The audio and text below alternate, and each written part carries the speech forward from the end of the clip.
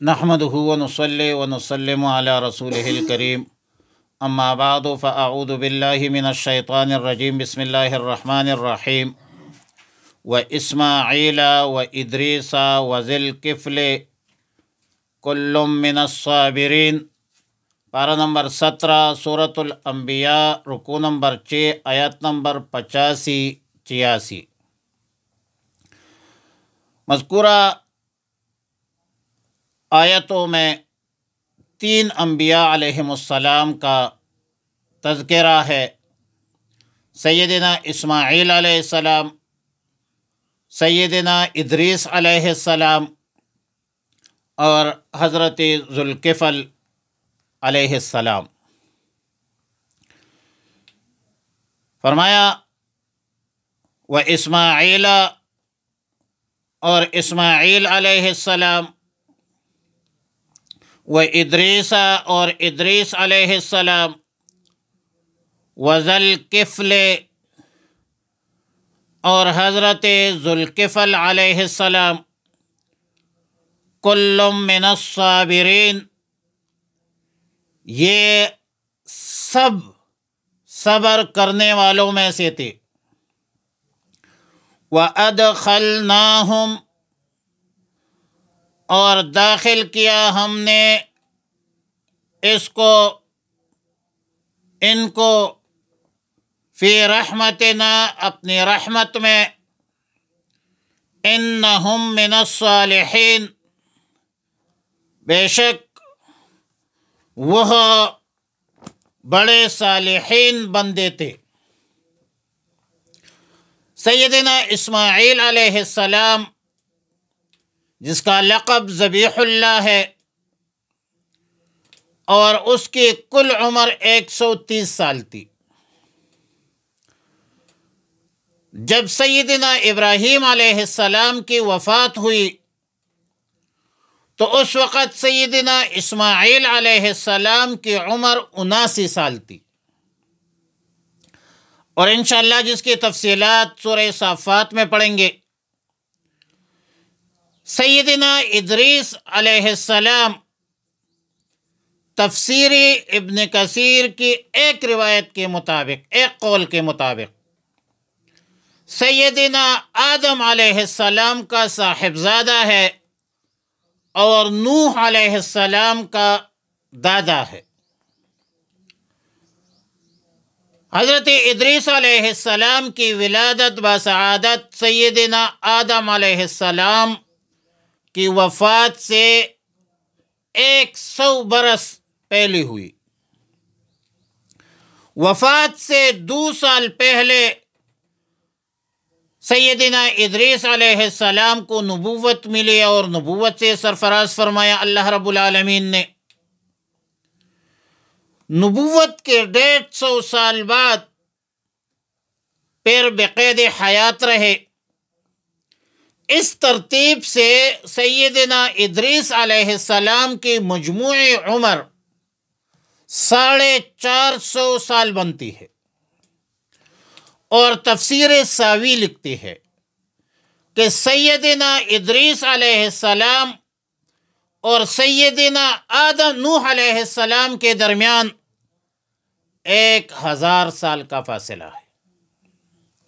دوسرا قول تفسیر ابن کثیر یہ لکھتے ہے کہ حضرت ادریس علیہ السلام حضرت نوح علیہ السلام سے پہلے نہیں تھے، بلکہ انبیاء بنی اسرائیل میں سے تھے۔ بخاری شریف میں، مسلم شریف میں روایت ہے کہ شب معراج کے موقع پر چوتھے آسمان میں رسول اللہ مبارک صلی اللہ علیہ وسلم کی ملاقات ہوئی تھی حضرت ادریس علیہ السلام کے ساتھ۔ البدایہ والنہایہ جلد 1 صفحہ نمبر 99 میں لکھتے ہیں کہ قلم کا استعمال سب سے پہلے سیدنا ادریس علیہ السلام نے کیا، اور اکثر اہل علم کا قول ہے کہ سب سے پہلے رمل کے کلمات حضرت ادریس علیہ السلام نے ادا کی۔ آیت مذکورہ میں تیسرے پیغمبر کا نام ذوالکفل ہے، جس کا اصل نام بشر ہے اور سیدنا ایوب علیہ السلام کا صاحبزادہ ہے۔ ذوالکفل لقب اسی لیے ہے کہ حضرت ذوالکفل نے عہد و پیمان جو کیا تھا کہ ہمیشہ روزہ رکھوں گا، رات کو عبادت کروں گا، لوگوں کے درمیان عدل انصاف کروں گا، کبھی غصہ نہیں کروں گا، اور پھر اس عہد و پیمان کو نبھایا، اسی لیے اس کا لقب جو ہے ذوالکفل کا معنی ہے نبھانے والا۔ وَأَدْخَلْنَاهُ فِي رَحْمَتِنَا سے معلوم ہوتا ہے کہ ذوالکفل سیدنا اسماعیل علیہ السلام، سیدنا ایوب علیہ السلام کی طرح نبی تھے، اور بعض اہل علم کا قول ہے وقیل لم یکن نبیا، نبی نہیں تھا بلکہ ولی تھا، عبد صالح تھا، اور یہ قول ہے ابو موسیٰ اشعری کا، قضا فی تفسیر کبیر۔ لیکن ایک بات ضرور ذہن میں رکھے کہ روایات میں دو نام ہے، ایک ہے کفل، دوسرا ہے ذوالکفل۔ حضرت ذوالکفل اکثر و بیشتر جمہور اہل علم کے نزدیک نبی ہے، جبکہ کفل بنی اسرائیل میں ایک گناہگار بدبخت شخص تھا جو کسی بھی گناہ سے گریز اور پرہیز نہیں کرتا تھا۔ قضا فی روایت ابن عمر رضی اللہ تعالیٰ عنہ۔ امام تفسیر سیدنا ابن جریر نے سند کے ساتھ حضرت مجاہد سے نقل کیا ہے کہ حضرت عیسیٰ علیہ السلام کمزور ہو گئے، ضعیف ہو گئے، پھر انہوں نے اپنا خلیفہ بنانے کا ارادہ کیا۔ حضرت عیسیٰ علیہ السلام نے تمام احباب اور قریبی متعلقین کو جمع کیا کہ میں اپنا خلیفہ بنانا چاہتا ہوں، لیکن اس کی 3 شرائط ہے۔ پہلا شرط یہ ہے کہ ہمیشہ روزہ رکھتا ہو، ہمیشہ رات کو عبادت کرتا ہو، اور غصہ بھی نہیں کرتا ہو۔ مجمع میں ایک غیر معروف شخص کھڑا ہوا اور کہا کہ میں اس کے لیے حاضر ہوں۔ حضرت عیسیٰ علیہ السلام نے دریافت کیا کہ کیا آپ ہمیشہ روزہ رکھتے ہیں؟ کیا آپ ہمیشہ رات کو عبادت کرتے ہیں؟ کیا آپ نے کبھی غصہ نہیں کیا؟ تو اس شخص نے جواباً عرض کیا کہ میں ان تینوں چیزوں پر عامل ہوں، کاربند ہوں، پابند ہوں۔ حضرت عیسیٰ علیہ السلام کو شاید اس کے قول پر اعتماد نہیں تھا، اس لیے اس دن اس کے قول کو رد کیا۔ پھر دوسرے دن بھی ایسا ہوا کہ حضرت عیسیٰ علیہ السلام نے مجمع میں پھر اعلان کیا، سب حاضرین ساکت رہے، پھر یہی شخص کھڑا ہوا اور حضرت عیسیٰ علیہ السلام نے حضرت ذوالکفل کو اپنا خلیفہ بنایا۔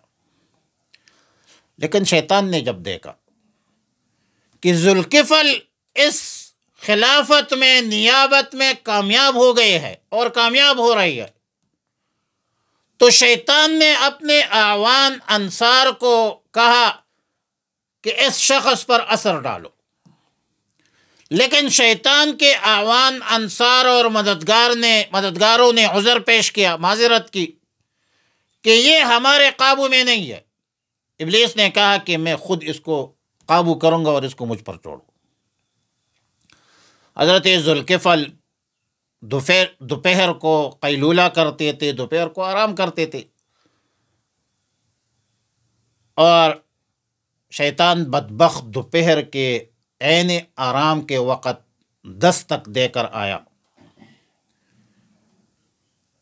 کہ حضرت ذوالکفل بے آرام ہو جائے، اور کہتا تھا، ایک جھوٹی کہانی بنائی کہ میں ایک بوڑھا مظلوم ہوں، اور اندر جا کر اپنے ظلم کا ایک جھوٹا بیانیہ اور جھوٹی داستان بیان کی،